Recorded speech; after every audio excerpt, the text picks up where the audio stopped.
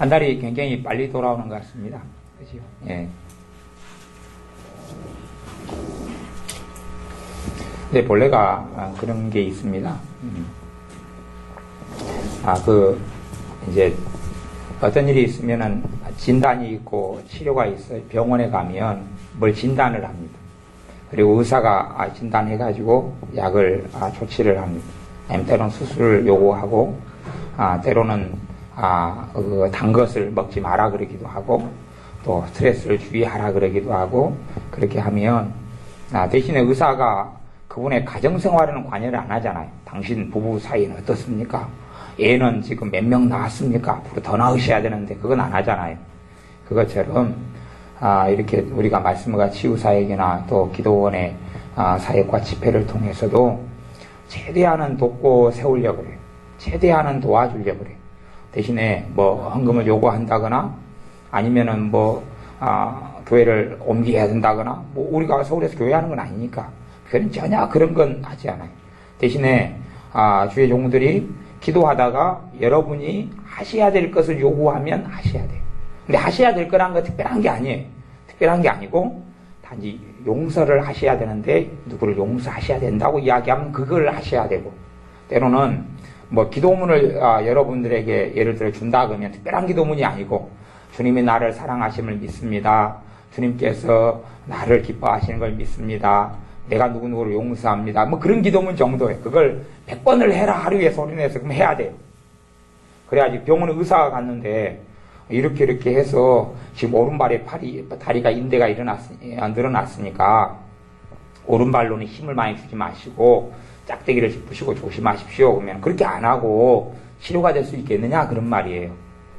간혹 가다가 집회를 하거나 기도를 하면 어떤 분은 안 그랬으면 좋겠지만 한번 기도받고 치유되고 자유케 되고 좋아졌으면 좋겠지만 어떤 분은 저분이 오셔가지고 마음의 상처도 좀 치유받는데 도움 받으셔야 되고 저분의 역사는 마귀 역사도 떠나가려면 좀 시간이 좀 걸리겠는데, 그리고 기도의 도움을 물론 기도원이 헌금 요구 같은 건 전혀 없고 요구하지 않고 뭘 필요로 하지 않으니까 와서 그래도 좀 자주 기도를 받으셔야 자유케 되는데, 그런 분들이 간혹 있어요. 간혹 있는데, 그래서 그렇게 좀 하셨으면 좋겠다라고 권면을 하시는 분이 해드리는데, 또 어떤 분들은 그렇게 안 하셔요. 거리가 멀다는 이유도 있고, 물론 이제 도와줄 수 있는 가까운 분이 있으면 얼마나 좋겠습니까만은 그러지 못한 상황에서 그냥 한탄만 하고 있고 답답해하고만 있고,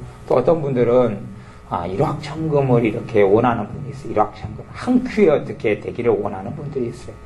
자녀 문제를 가지고 제게 상담하는 분들이 종종 있는데, 자식이라는 사람이 태어나가지고 이러저런 문제로 잘못되게 교육을 받고 양육을 받았잖아요. 하고 20살이 됐잖아요. 그러면 20살 돼가 이상하게 부모 말도 안 듣는 자식을 저한테 데려와서 상담 좀 하고 바르게 좀 잡아달라 그러면 가능해요? 안 가능해요? 안 가능해지요. 우리 주님도 제자들 3년이 넘게 가르쳐놨어도 제자들이 막판에 싸우고 다투고 시기하고 질투하고 그러잖아요. 심지어는 주님의 종으로 살아갔던 대만은 세상을 사랑하여 선교 사역을 하다가 떠나기도 합니다. 이런 일들이 비일비재하게 벌어지는데 어떻게 이상하고 어그러진 아이를 한순간에 잡을 수 있느냐, 그것이. 오히려 소아마비를 앓고 있는 사람이 기도 한 번에 통해서 기적적으로 소아마비가 낫는 것이 1000만배가 빠르고 쉬운 것이에요. 그렇기 때문에 우리의 인성이나 생각이나 가치관이나 마음의 상처나 마음의 한이나 이런 문제가 복합적으로 일어나는 문제는 사실은 시간이 걸릴 수밖에 없다는 것을 아셔야 됩니다. 심지어 어떤 사람이 신앙적으로, 영적으로, 신앙적으로, 믿음적으로 1살인데 기도 한 번 받고 믿음으로 20살이 되기를 원한다면 그거 가능하겠어요? 그럼 뭐이라고 열심히 기도하고 자꾸 주일날마다 예배드리고 또 때로는 봉사하기도 하고 그렇게 하나님을 왜 섬길 필요가 어디 있겠느냐, 그것이에요.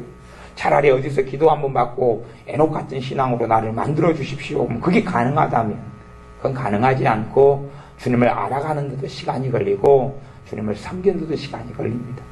그런데 어떠한 질병과 어떠한 몸의 트러블과 아픈 것이 우리의 내적인 문제 또 상처의 문제, 여러 가지 내 인생사의 문제가 복합적으로 일어나는 것이면 기도받고 치유되는데 육체의 질병인데도 시간이 걸리고 점진적으로 치유가 일어나는 것을 많이 경험을 합니다. 경험을 하기 때문에 그런 문제에 최대한은 도움을 받으시라라고 권면하고 이야기해 드리는 때들이 있습니다.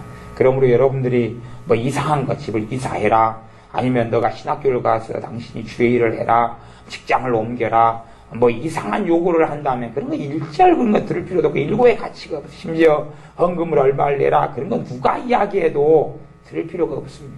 아무런 가치가 없는 거예요. 그건 주님께서 또 헌금의 원리는 자원함의 원리이기 때문에 누가 예언해도 그런 건 다 가짜 예언이 되는 것이. 아니 하나님이 그렇게 했다고 이야기해버리면 누가 꼼짝마지 자원함이 어떻게 생기겠느냐 그런 것이. 하나님의 일과 하나님께 드리는 건 자원함이에요.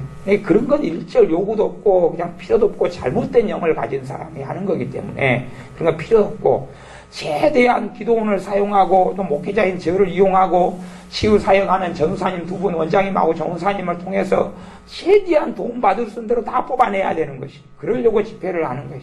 한 명이라도 좀 더 도와주고 좀 더 바로 세워지면 그게 집회의 가치가 있어요. 집회의 가치가 있어요. 간혹 가다가 멀리서 오시는 분들은, 외국에서 오신 분들이 어쩌다가 오시면, 또 지난달에도 그랬고, 오면 집회하는 제 입장에서는 부담감이 있어요.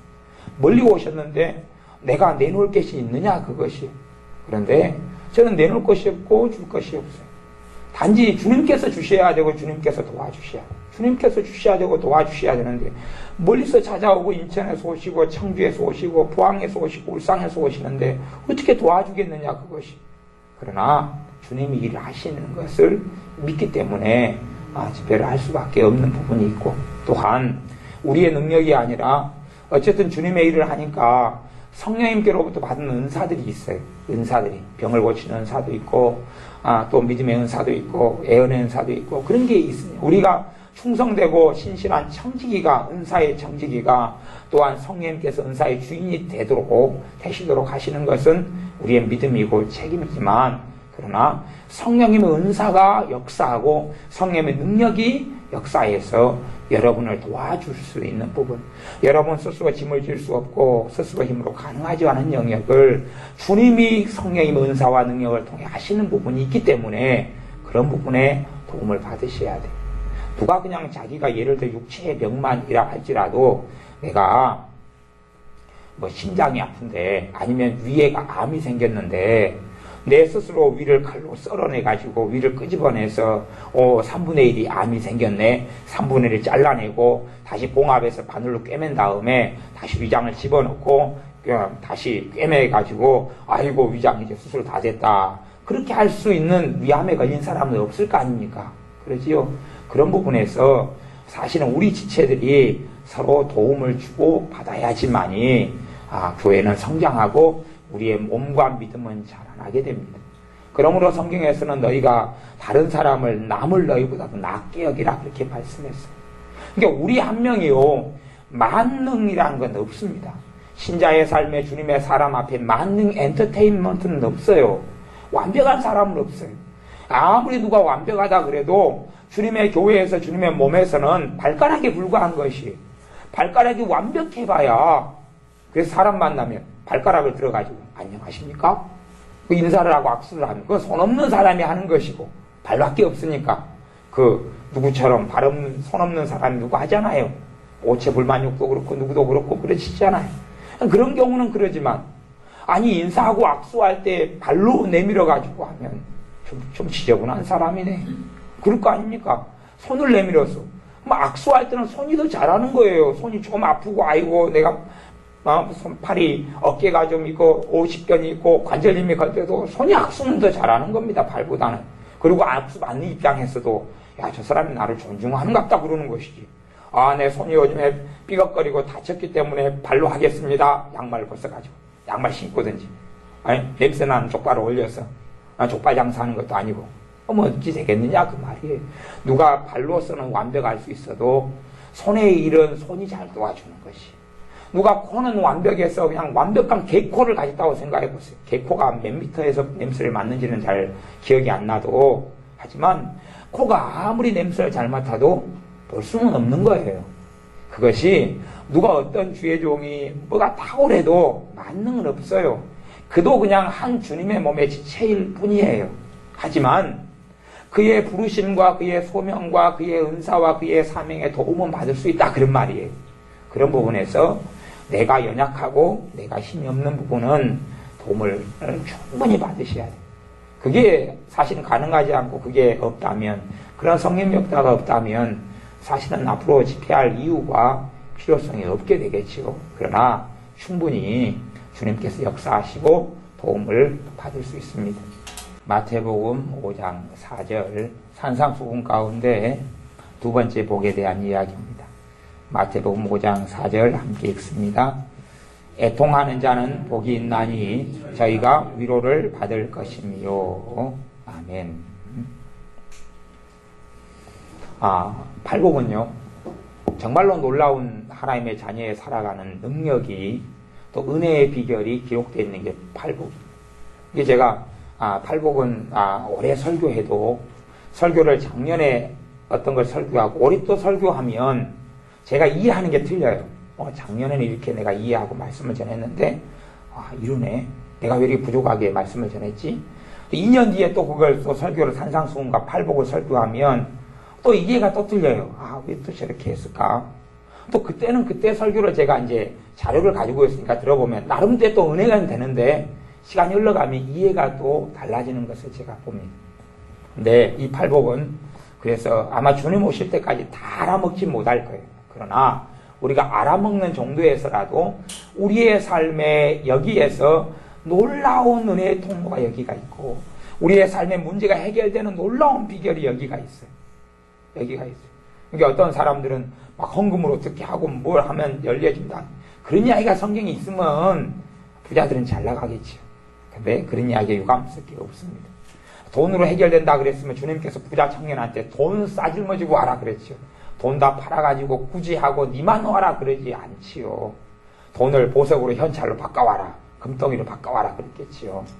근데 팔복 가운데 이제 두 번째 복에 대해서 주중에 말씀을 저희 교회에서 나누었는데, 이 부분 가지고 말씀을 나누겠습니다.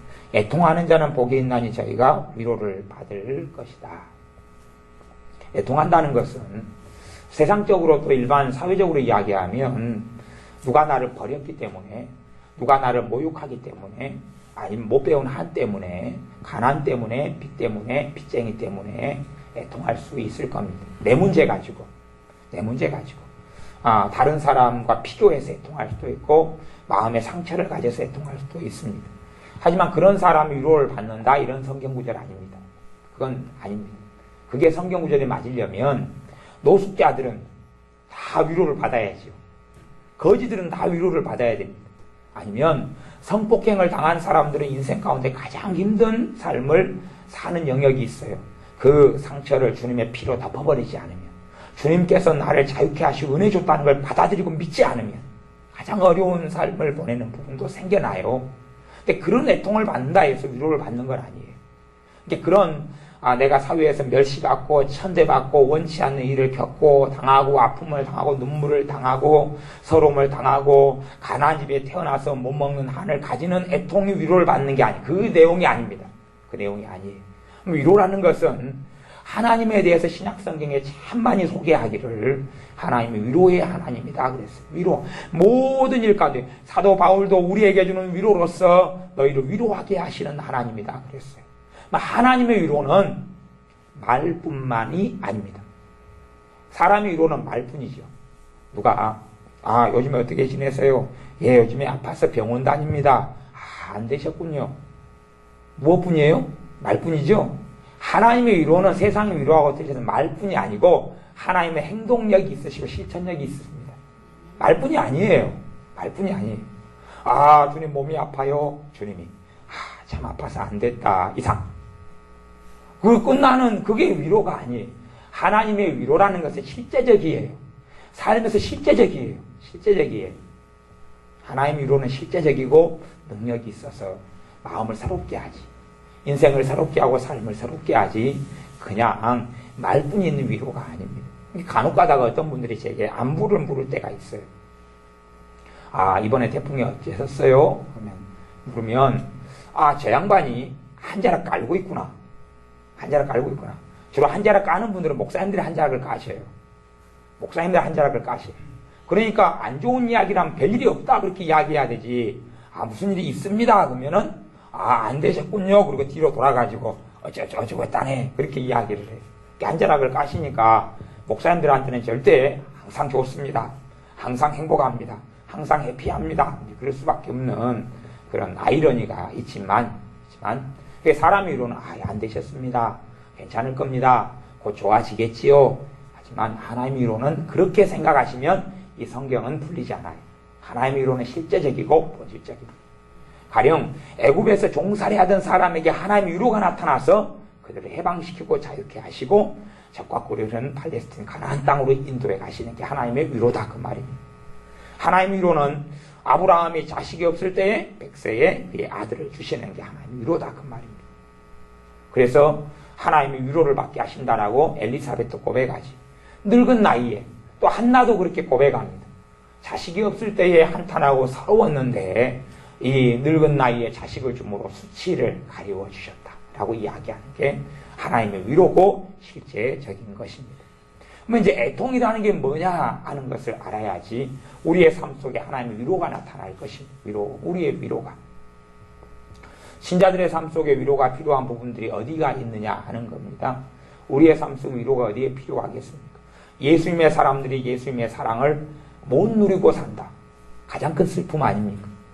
주님의 사랑을 못 누린다. 가장 큰 슬픔이에요. 내가 주님의 보혈의 찬양을 부르는데 주님의 십자가의 보혈이 내 마음에 울리질 않아요.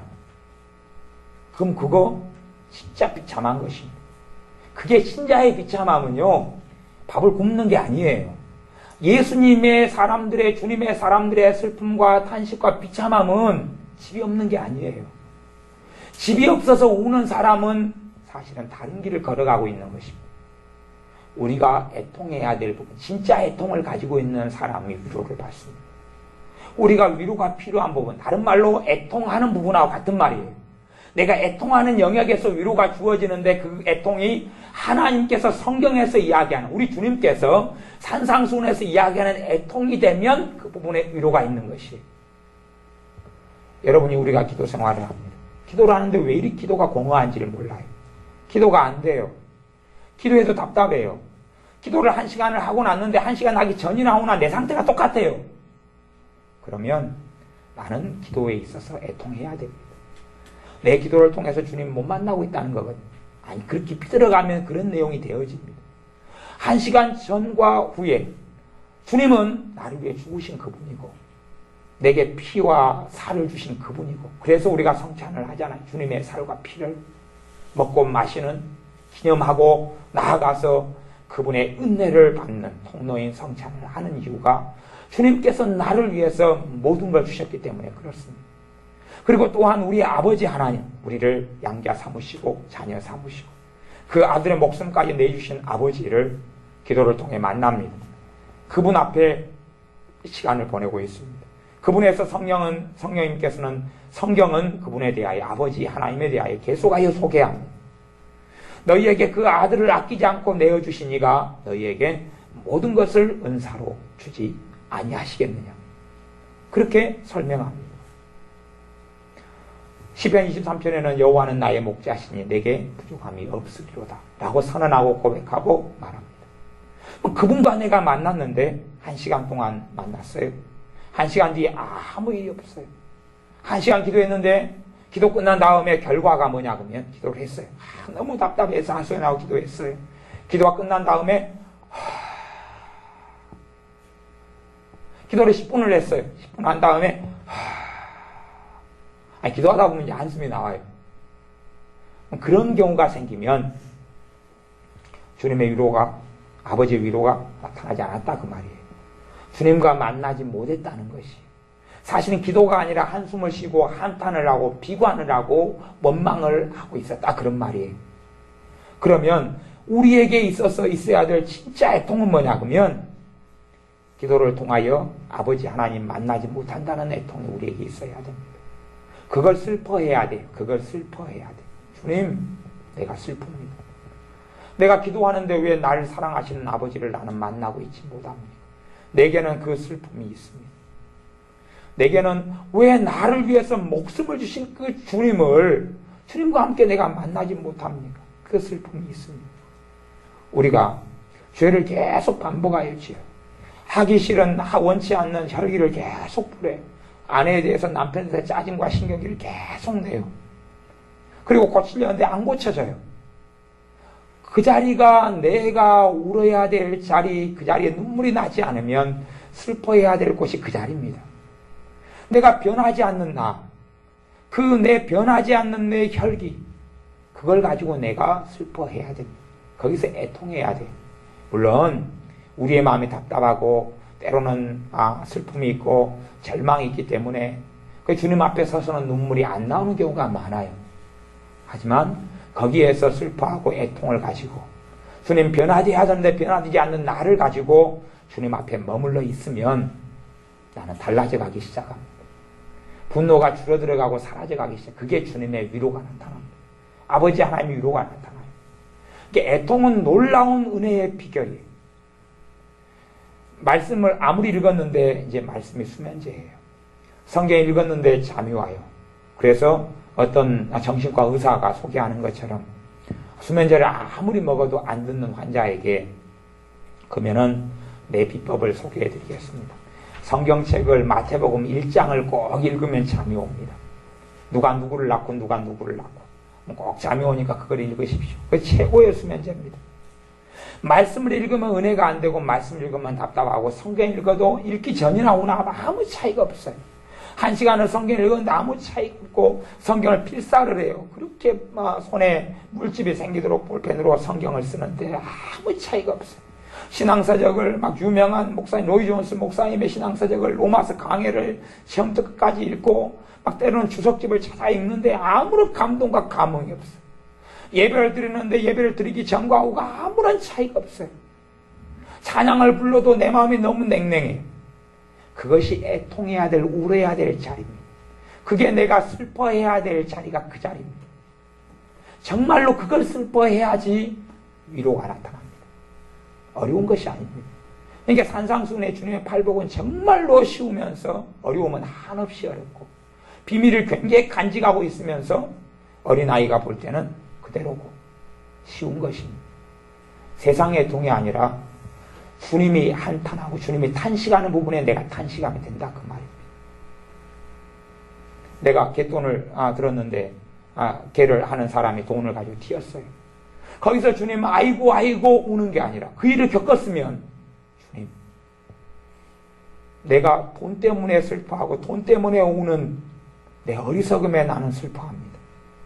내가 주님의 사랑에 매이고 주님을 사랑하고 주님과 함께 시간을 보내는 데 애를 썼어야 되는데 내가 돈에 매여서 달달이 갯돈이 불어가는 재미에 빠져서 있다가 없어지고 나니 내가 진짜 울고 슬퍼해야 될 것이 갯돈을 개주가 가지고 도망간 것이 아니라 내가 주님 앞에 헛되이 보낸 시간 때문에 내가 주님을 사랑하지 않고 돈을 사랑한 시간 때문에 내가 슬프고 내가 애통합니다.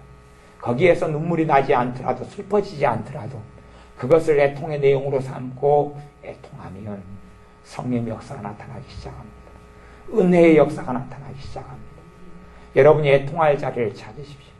자식의 문제 때문에 여러분이 슬퍼하고 힘들어하고 기도했으면 주님 왜 나는 자식 때문에 나는 그렇게 울었고 자식 때문에 왜 내가 근심했는지 내가 하나님의 나라에 대해 근심하고 때로는 자식이 그냥 결혼하지 못해서 자식이 돈이 없어 자식이 때로는 남자친구 여자친구가 헤어져서 자식이 이혼해서 우는 게 아니라 왜 내 자식이 주님의 사람으로 주님을 영화롭게 하는 사람으로 살지 못합니까? 그렇게 살게 해주십시오라고 애통함이 내게 없었습니다. 그것이 나는 슬픕니다. 라고 애통하고 있을 때에 열매가 자식에게 하나님의 역사가 은혜의 역사가 나타나기가 너무 좋다 하는 이야기입니다. 우리는 잘못된 데서 애통해요. 잘못된 데서 근심하고 잘못된 데서 탄식합니다. 고린도후서에 보면 두 가지 근심을 나옵니다. 두 가지 근심. 또한 베드로 사도도 이야기합니다. 세상 근심은 우리를 무너뜨립니다. 그러나 회개에 이르는 근심, 영적인 근심, 하나님 앞에서 근심은 우리를 새롭게 합니다. 문제는 우리 안에 대부분의 근심들이 세상의 근심들이고, 먹는 것, 마시는 것, 입는 것, 자식에 대해서도 세상적인 자식에 대한 근심을 합니다. 얘가 어떤 대학을 가야 됩니까? 어떤 학교를 가야 됩니까? 어떤 교육을 받아야 될까요? 어떤 사람을 만나야 될까요? 우리가 우리의 직장과 직업과 생업을 가지고 관심을 가지는 건 너무나 중요합니다. 하지만 직장에 대한 근심보다는 사실은 우리가 왜 주님, 내가 지금까지 직장 생활을 해왔는데 주님, 왜 나는 주님의 빛으로 주님의 소금으로 살아야 되는데 왜 나는 그렇게 살지 못합니까? 왜 나는 거기에서 성령 충만한 주님의 사람으로 살지를 못하고 거기에서 나는 똑같은 모습, 똑같은 생각, 똑같은 말로 그렇게 나는 살아갈 수밖에 없습니까? 라고 탄식해야 됩니다. 나는 거기에서 정말로 무능한 자로 살아갑니다. 직장 생활에서는 유능하기도 하고 승진하기도 하지만 내가 주님 앞에서는 정말 영적으로는 내가 무능한 자, 어리석은 자로 그 안에 거하고 있습니다. 라고 우리가 애통해야 됩니다. 우리가 울 자리가 그 자리입니다. 내 어머님이 돌아가셨어요. 내 어머님이 돌아가셔서 우는 게 아니라 진짜 운다면, 어머니의 돌아가심 때문에 운다면 어머니가 주님을 알지 못하고 돌아가셨다면 울 제목이 될 것입니다. 울 제목이 돼요. 그러나 진짜 하나님의 위로를 받으려면 어머니가 돌아가시기 전에 그의 영혼을 가지고 울어야 됩니다. 어머니가 돌아가실 때는 그의 영혼을 가지고 울어야 됩니다. 그게 우리가 통곡할 할 자리입니다. 내가 울어야 될 자리, 우리가 울어야 될 자리는 굉장히 많습니다. 그러나 우리는 애통이 없습니다. 그렇기 때문에 참된 위로를 받지 못합니다. 우리가 우는 것은, 우리가 아파하고 상처받고 슬퍼하는 것은 시간 지나면 사라져 버릴 것, 시간 지나면 없어져 버릴 것, 시간 지나면 사라질 것. 한 3년 전에 어떤 처녀 총각이 부모 집에서 결혼과 사귀는 것을 반대하니까 그렇게 울고 힘들어 하더라고. 그렇게 울고 힘들어요.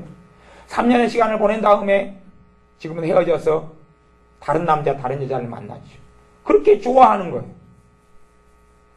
아니, 그전에는 둘이 결혼 못한다고 그렇게 슬퍼하다가 지금은 딴 여자, 딴 남자 만나가지고 그렇게 좋아하는 거예요. 뭐 3년 전에 왜 그렇게 울었냐 그 말이에요. 그거 가지고 3년 뒤에는 이렇게 달라질걸. 고무신을 거꾸로 신었든지 군화를 거꾸로 신었든지 그렇게 달라질걸. 우리가 우는 자리가 잘못된 자리이기 때문에 그렇습니다.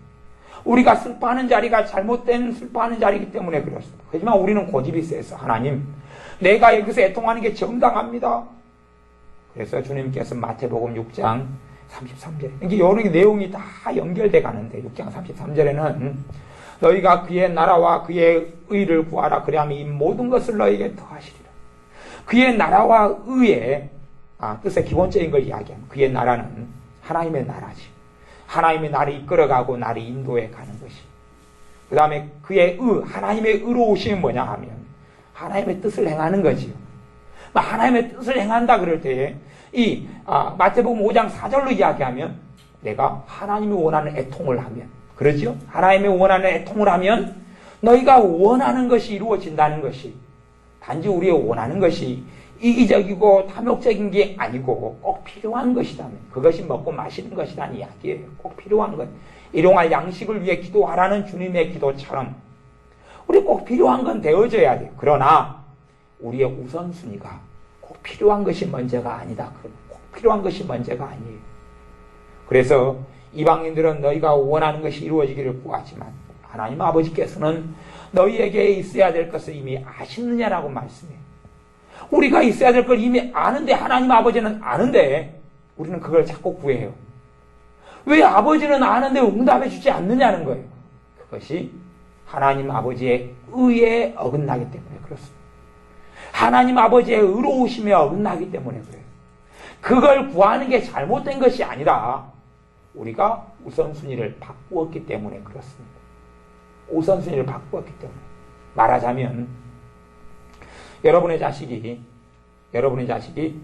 막 손에가 막 더러운 오물을 묻혀가지고 있다. 얼마 전에 우리 교회 애는 벌레를 좋아하는 애가 있어요. 벌레만 나타나면 막 복숭아를 먹다가 벌레가 나타나면 복숭아를 딱 뜯어가지고 그 부분을 갖다 주면 얘가 너무 좋아해요. 복숭아에 있는 벌레를 가지고. 딴 애들은 그 기겁하는데. 이제 벌레 좋아하는 멤버들이 좀 있어요. 좀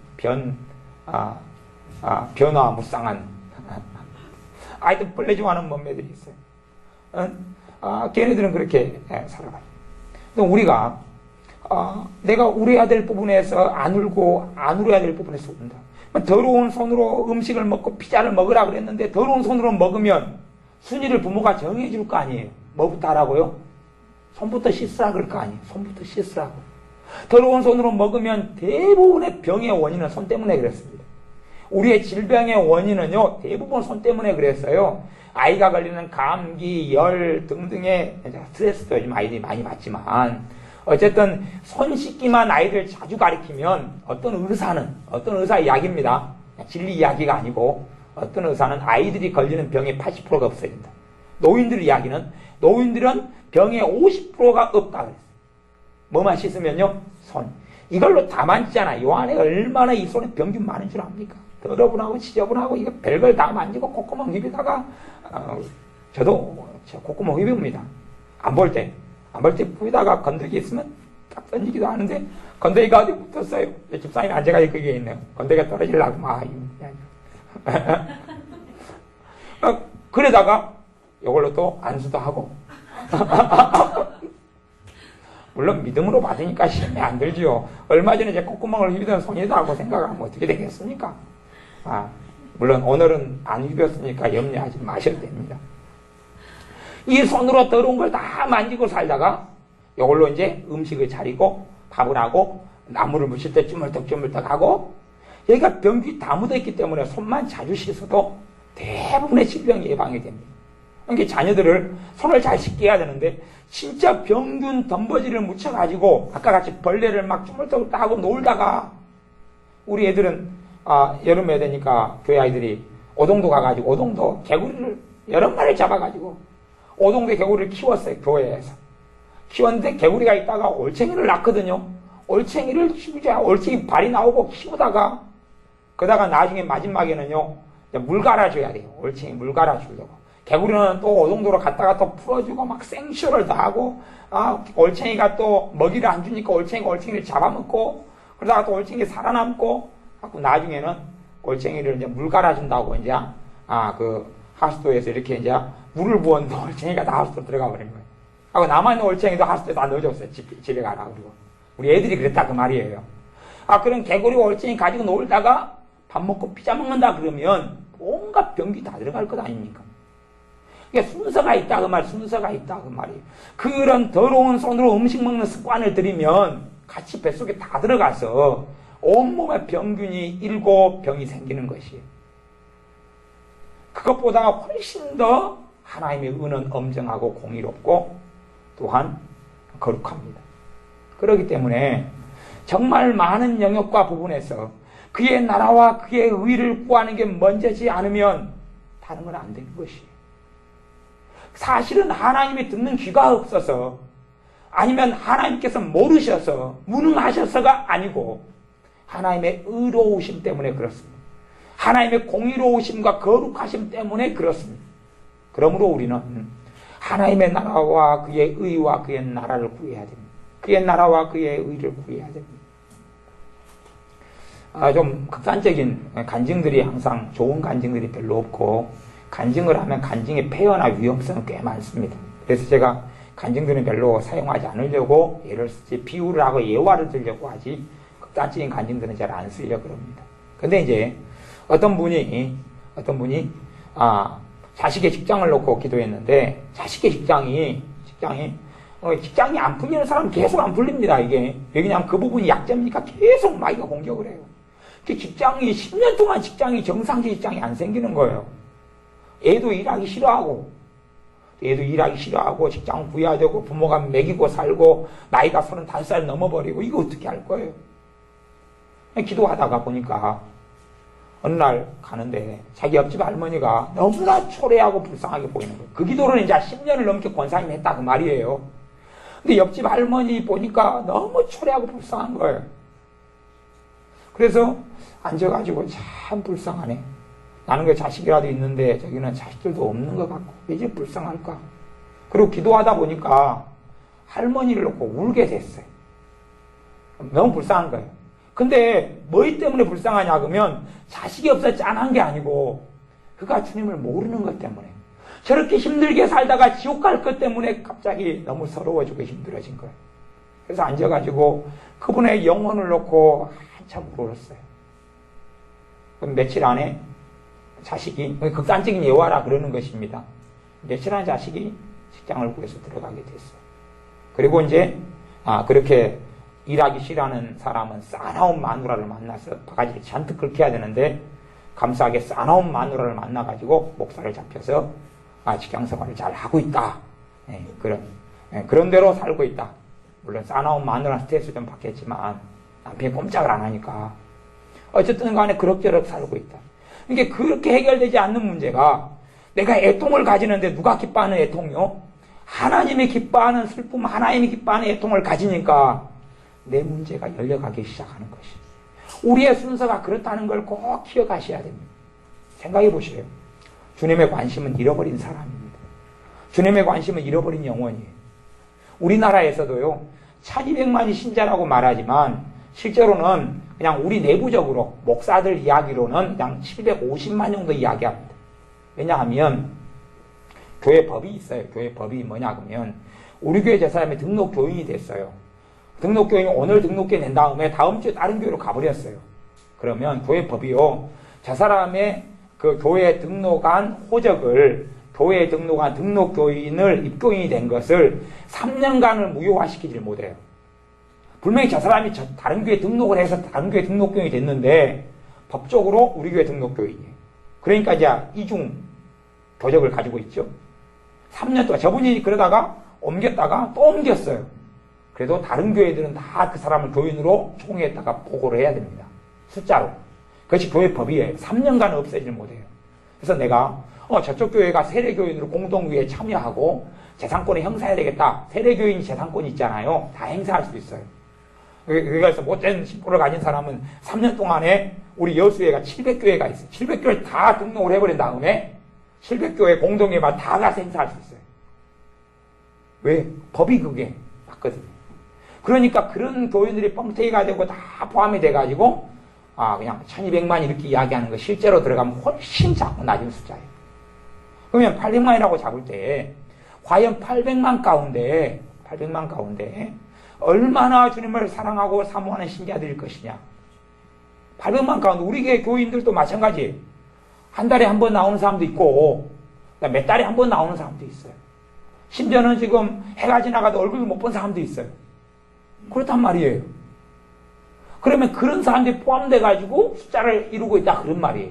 그러니까 800만 가운데 그런 사람들 빼고 나면 얼마나 남을 것이냐예요. 800만에서 좀 많이 남겨가지고 좀 뜻대로 사는 사람이 주님을 사랑하는 사람이 500만이라고 잡자고. 500만 많이 잡죠. 500만이라고 잡아요. 그러면 우리나라 인구 5천만 명이거든요. 10명이 죽으면 몇 명이 지옥 갑니까? 9명이 지옥 갑니다. 지옥 가면 이제는 그 다음에는 아무 기회도 없습니다. 아무 기회도 없습니다. 그냥 500만이 구원받고 500만이 주님을 사랑해.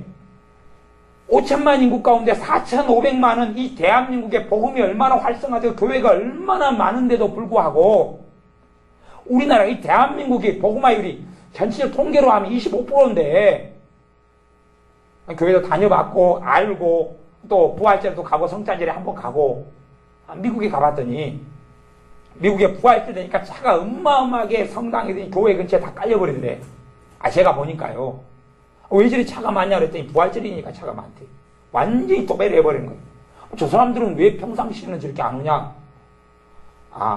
부활절 딱 한 번만 온대요. 종교란의 기독교. 나는 예수를 믿는다. 나는 하나님을 믿는다. 그러는 것이. 그런 사람들이 미국에는 가득하죠. 이 대한민국 땅 그래도 열심히 믿고 기도 열심히 한다고 대한민국도 10명이 죽으면 겨우 1명 구원받아요. 500만이라는 수치라고 봤을 때 다른 나라는요.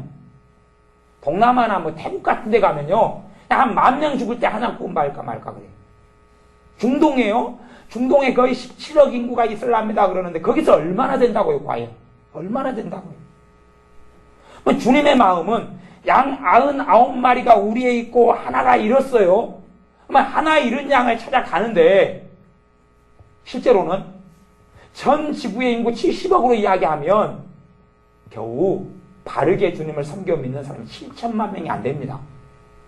제가 하는 이야기가 아니고 여러 통계 가운데 제가 가장 최근에 본 통계가 믿는 사람 비율 한 20%까지 잡아요.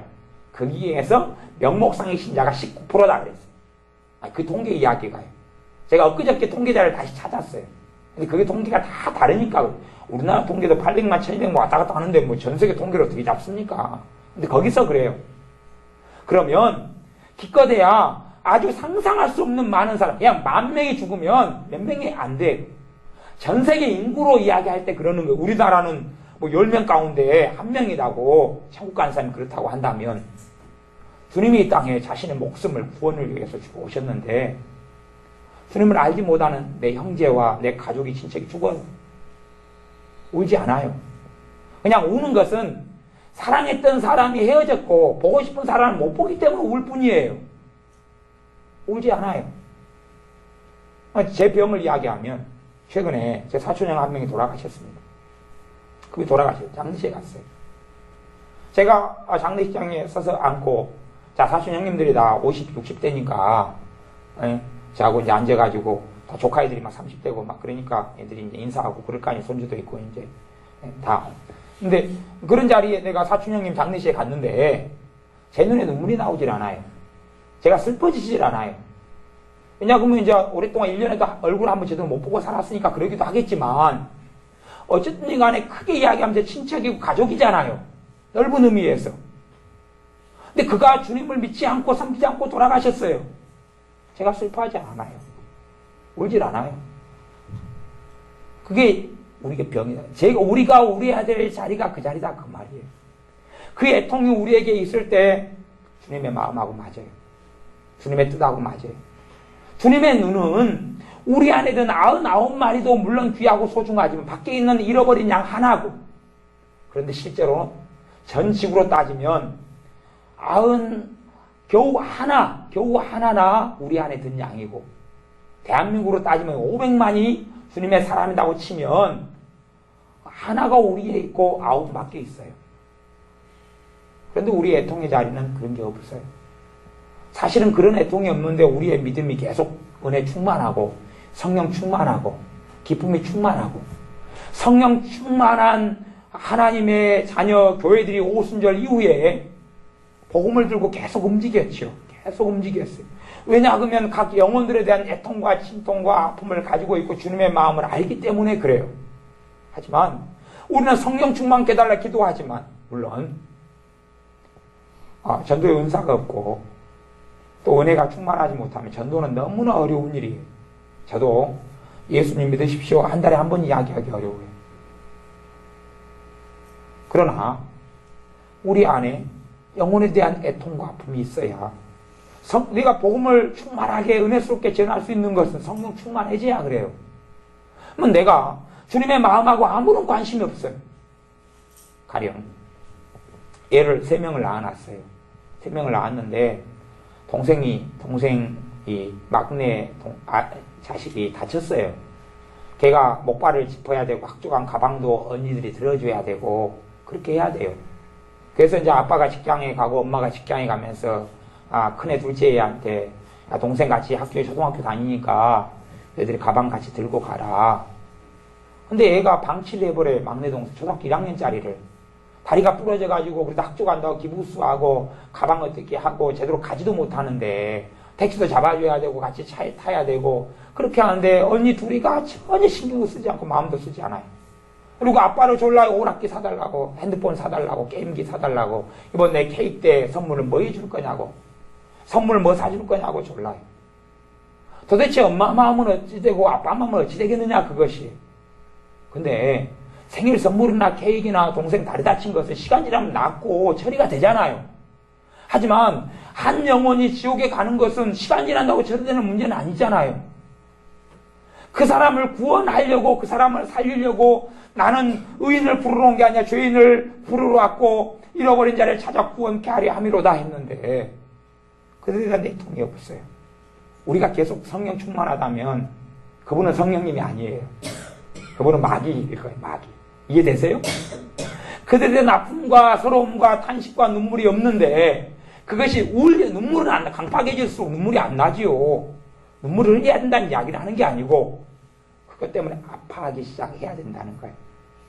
그리고 시간을 보내면 은혜가 회복되기 시작해요. 영원 사랑이 회복되기 시작해요. 그리고 주님의 십자가의 복음이 내 안에 능력 있게 나타나기 시작합니다. 이게 놀라운 비밀이고 비결이다 그랬어요. 그 중에서 애통하는 것에 대해서 이야기를 하는 것입니다. 우리가 아파하고 애통해야 됩니다.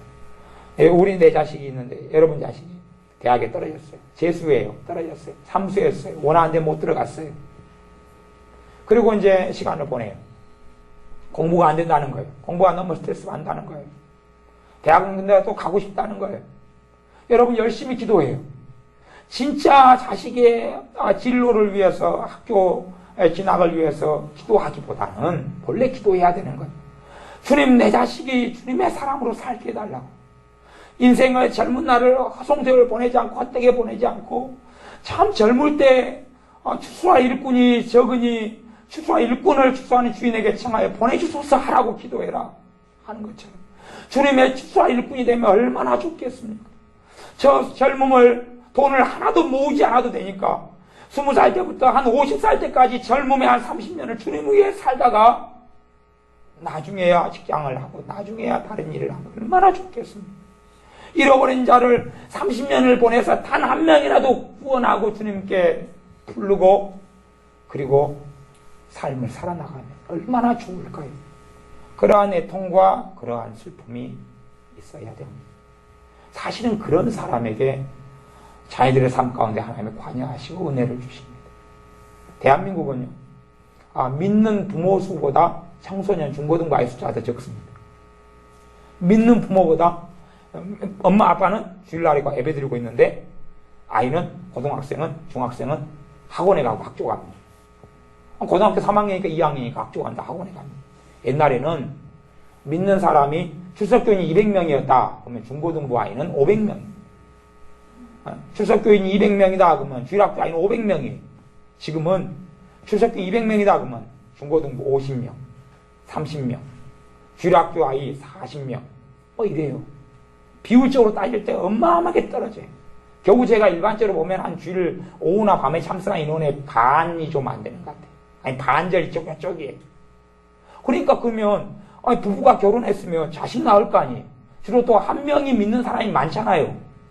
그러면 자식이 2명, 3명일 텐데 그 자식들 다 어디 갔냐 그 말이에요. 다른 교회라도 다닌다면 상관없는데 알고 보면 그것도 아니에요. 그렇다는 이야기는 얼마나 부모는 그것 때문에 아파하고 고통해야 되고心痛해야 되는지. 그냥 단지 자식이 이혼하고 직장을 못 얻고 아니면 슬프다고 서럽다고 그것 때문에 기도하고 하는 게 아니라 정말 주님의 사람으로 주님의 자녀로 살게 해달라고. 아니면 우리가 젊다면 젊은 사람이다면 이 젊은 날을 어떻게 주님을 위해서 보내야 되겠습니까? 젊은 날을 어떻게 주님을 위해 살다가 갈까요? 우리에게 주어진 인생을 어떻게 주님 뜻대로 살다 갈까요? 그리고 그렇게 살지 못하는 나에 대해서 우리는 애통하고 아파해야 됩니다. 그럴 때 주님은 길을 여시고 눈을 여시고 은혜의 문을 여시고 기도의 문을 여시는 것입니다. 기도에 대한 애통도 그렇습니다. 기도를 했는데 1시간 뒤에 내 마음이 냉랭해요. 아니 나를 사랑하셔서 나를 위해 피를 다 쏟으신 그분과 1시간을 머물러 있었어요. 여러분이 교통사고 나서 차에 치여 죽으려고 그러는데 어떤 지나가던 아저씨가 아니면 어떤 지나가던 사람이 여러분을 밀치고 자기가 대신 차에 치였어요. 그래서 식물인간에 대해서 누워있어요. 우리가 그분 간병을 가고 그분에 가서 손을 잡아요. 슬퍼요 안 슬퍼요? 감사해요 안 감사해요?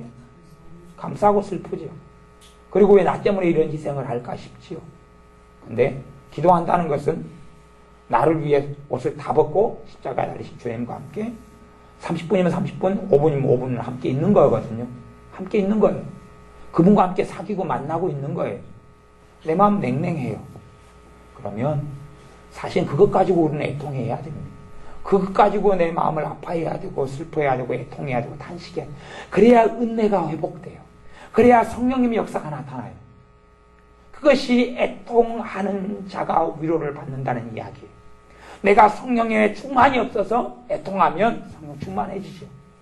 근데 성령 충만 때문에, 성령 충만하지 않기 때문에 내가 기쁘지 않고 평안하지 않고 재미나지 않아서 애통하는 게 아니라 성령 충만이 없으니 주님을 영화롭게 할 수 없거든. 성령 충만하지 않으니 주님을 기쁘시게 할 수 없어. 성령 충만하지 않으니 내 지혜를 짜내고 내 생각을 짜내고 내 인본주의로 살아가고, 성령 충만하지 않으니 내 혈기로 살아가고 감사로 기쁨으로 믿음으로 살지를 못해. 주님을 기쁘게 하지 못해. 나를 위해 죽으시고 부활하신 주님을 기쁘게 하지 못해. 그것 때문에, 그러한 이유로 인한 성령 충만하지 않음 때문에 내가 애통하면 성령 충만이 찾아옵니다.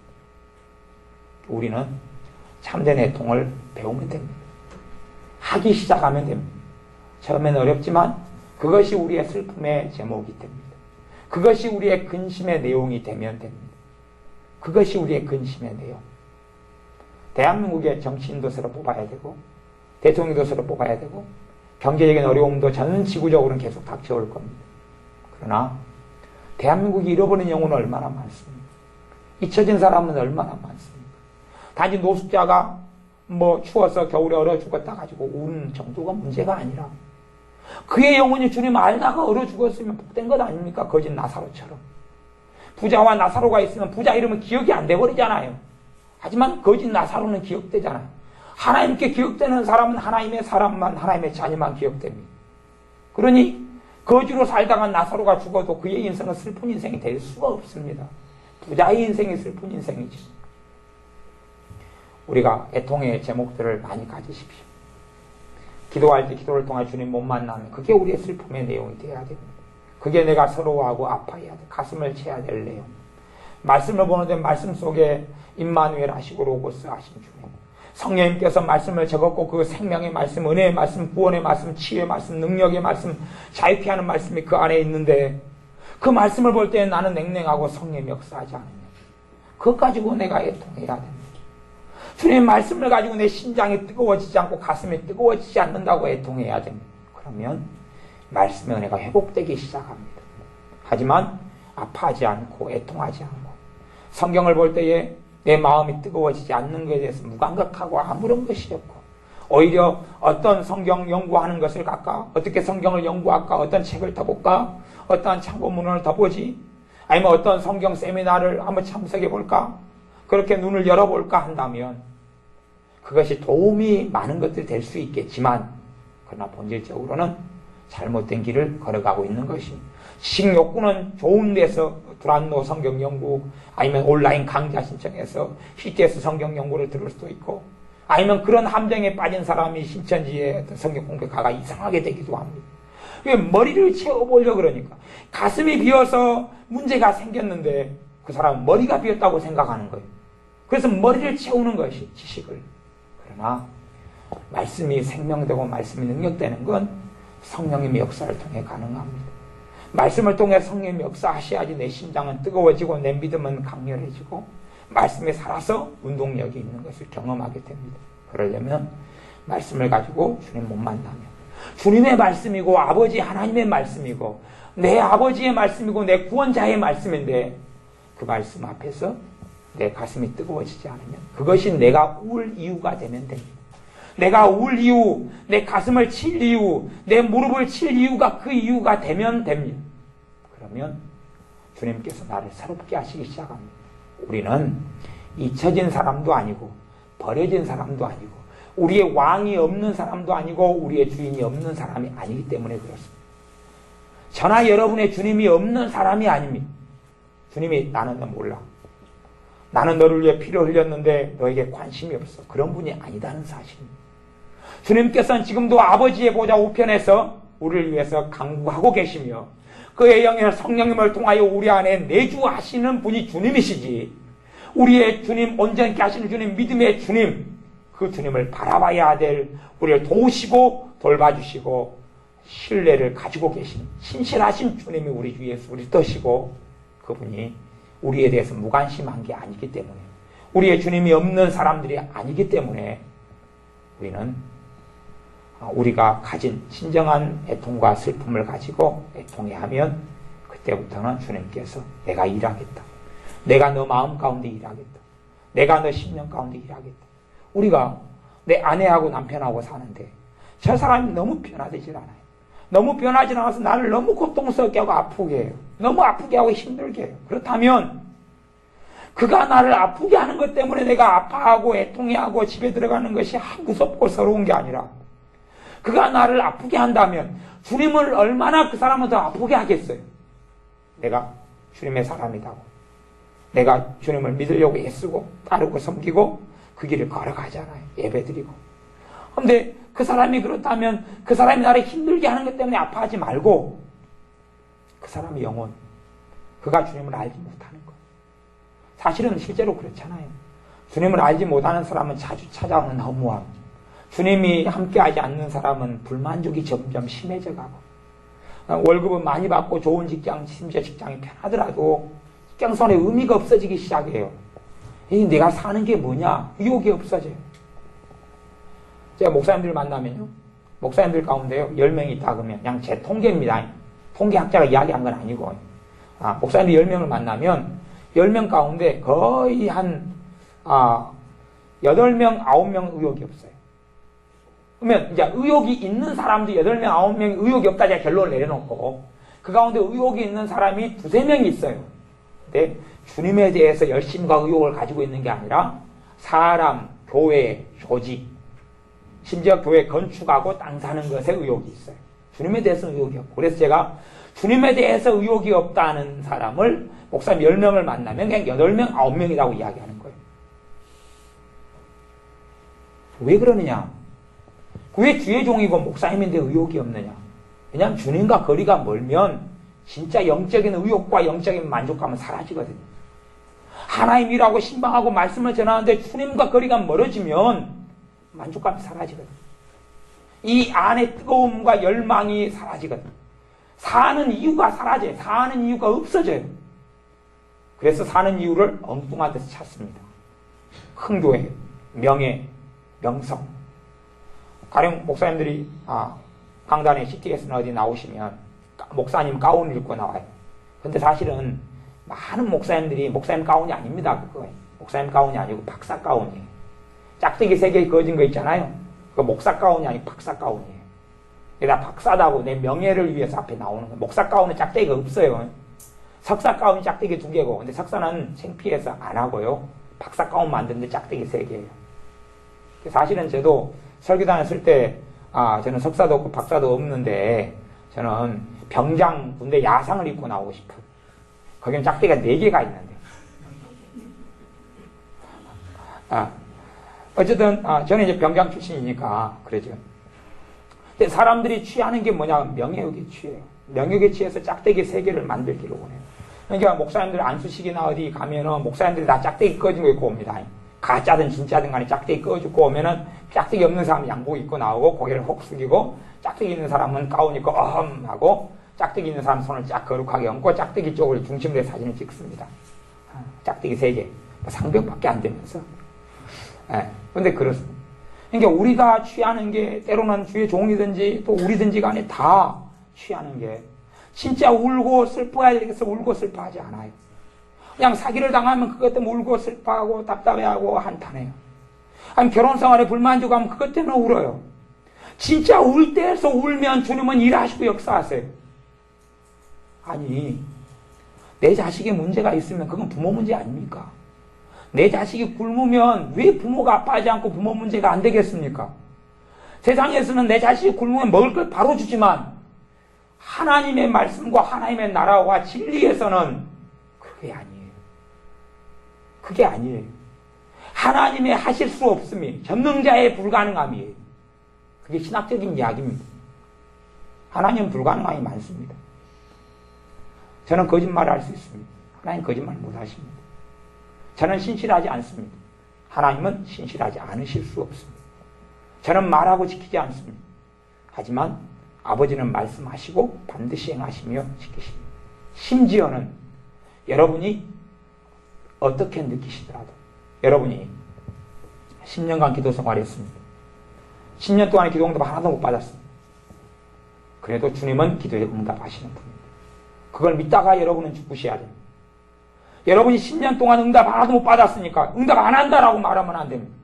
하고 계시고 하셨다고 말하고 선포하고 믿다가 죽으셔야 주님 앞에 섰을 때 칭찬을 받게 될 것입니다. 1년간 내내 기도했습니다. 응답이 안 되는 것입니다. 주님 왜 아직 안 하십니까가 아니라 서로 여러분이 100년 살아가지고 100년 동안 하나도 기도 응답 못 받아도 여러분은 말로 증거하고 고백하고 하나님은 신실하셔서 그분의 말씀대로 응답하신다고 말하다가 죽으셔야 됩니다. 그러다가 주님 만나야 됩니다. 그렇게 하나님 하지만 그러나 실제로는 그렇지 않지요. 때로는 인내하는 믿음이 필요하고 시간이 걸릴 때가 있어요. 그러나 하나님은 일하고 계십니다. 그것을 믿어야 됩니다. 우리는 신실하지 않아도 아버지는 신실하십니다. 우리는 변해도 아버지는 회전하는 그림자가 없으십니다. 불가능함이시 그분의 불가능함은 우리가 복음을 전하지 않으면 모든 사람이 구원에 이르지 못합니다. 우리가 그분의 손을 발휘되지 않으면 우리가 그리스도의 남은 고난을 우리의 육체에 채우지 않으면 우리가 때론 피를 흘리지 않으면 눈물을 흘리지 않으면 영혼들은 주님께 돌아오지 않습니다. 그게 가능했다면 뭘 하고 사도를 세우시고 천한 만국의 만민에게 다니 복음을 증거하라고 말씀합니다. 주님이 우리가 아니고서도 가능하고 하나님의 나라가 이 땅에 이루어지는 게 도래하는 게 가능했다면 왜 사도 바울은 끊임없이 자신의 복음 사역을 위해서 기도해달라고 기도 요청을 합니까? 복음을 전하고 복음이 증거된 건 하나님의 뜻이고 영혼이 구원되는 건 하나님의 뜻입니다. 70억 인구 가운데 하나도 버림받지 않는 게 하나님의 뜻입니다. 그러나 69억 이상은 버림받습니다. 왜요? 우리가 기도하지 않고 애통하지 않고 움직이지 않기 때문에 그렇습니다. 이유는 그거 하나밖에 없습니다. 하나님은 자동적으로 사람을 구원할 수 없고 그게 하나님의 거룩하심이고 하나님의 공의로우심입니다. 하나님은 자신을 부인할 수가 없으십니다. 그러므로 우리는 많이 울어야 됩니다. 많이 통곡해야 됩니다. 진짜 울 대목에 있어서 가슴을 채야 되는 진짜 가슴을 친 부분에서 가슴을 채야 됩니다.